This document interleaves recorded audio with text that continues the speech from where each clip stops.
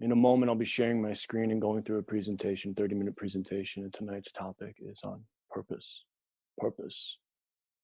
This is something that gets talked about a lot in men's work. It's something that we struggle with a lot. I've had a very fortunate experience of being exposed to certain teachers, to certain work, and having certain life experiences that have taught me a lot about this.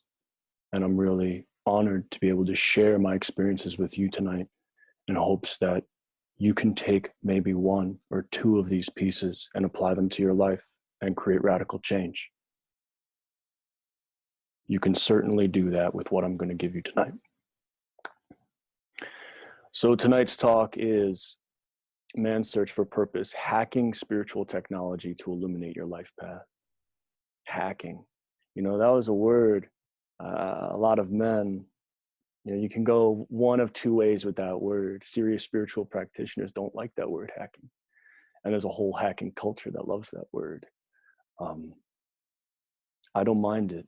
I'm a very serious spiritual practitioner. I believe putting in years of hard work to get the rewards, because that's what's required to really gain the fruit of this type of technology. And at the same time, you can learn bits and pieces and apply them to your life and have profound results.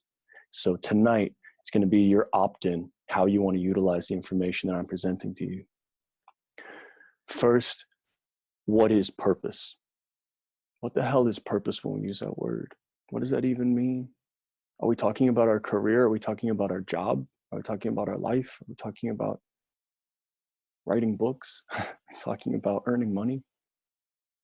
Are we talking about falling in love? What are we talking about? What is purpose? So rather than simply trying to find this very precious, very profound word myself, I'm going to pull from three individuals who do have an idea of what purpose is.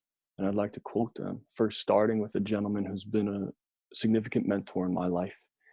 And his name is David Data. And he says about purpose is this: men who have lived significant lives are men who never waited, not for money, security, ease, or women.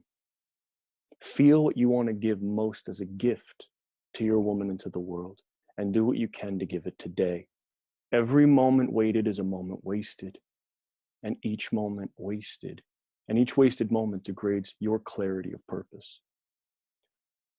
So what David's telling us is that there's no excuse, and men who live significant lives don't wait for the money to be there, the security to be there, the ease to be there, or the women to be there.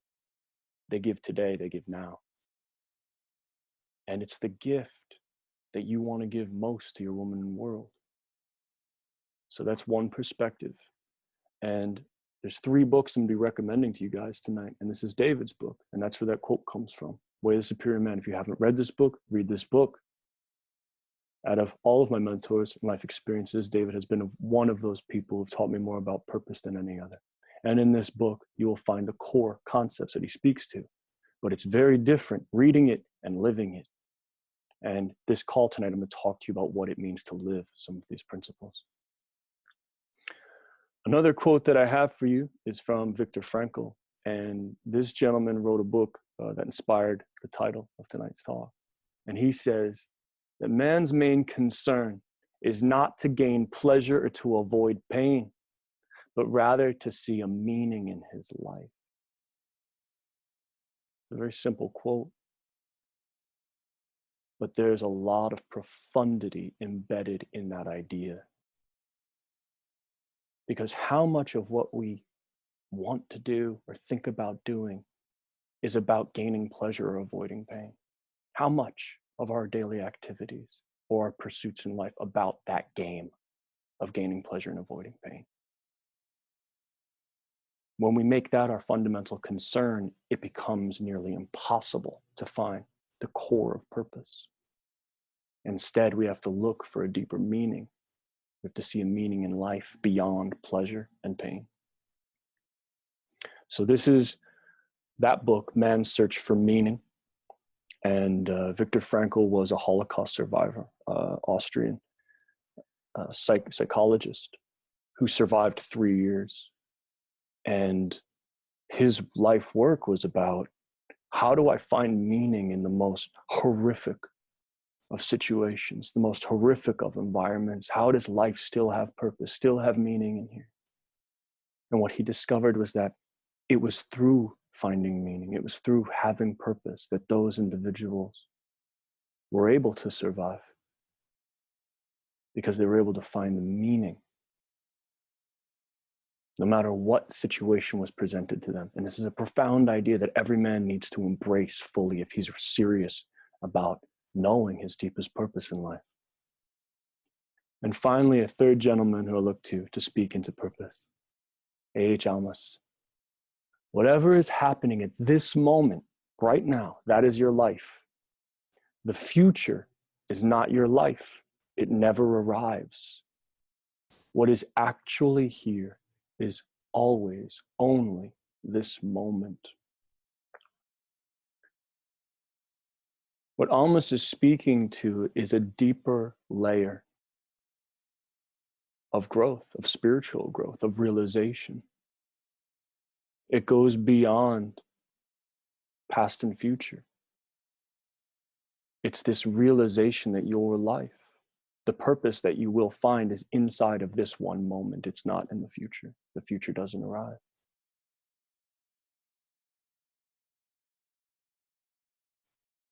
And a book that I recommend from Almas is Runaway Realization. And this doesn't deal specifically with purpose, but it does deal with the purpose of spiritual practice. What is the pursuit of spiritual practice? And what he offers in this book is a very unique and beautiful perspective. Highly recommend it if you're interested in learning more about spiritual practice and purpose. So with all those beautiful words and descriptions of what purpose is, how come for most of us it looks like this? How come this is what purpose feels like and looks like more on a daily basis? This is how we know purpose of our friends and our family and of our own lives. What happened? Where's the depth that we're really seeking?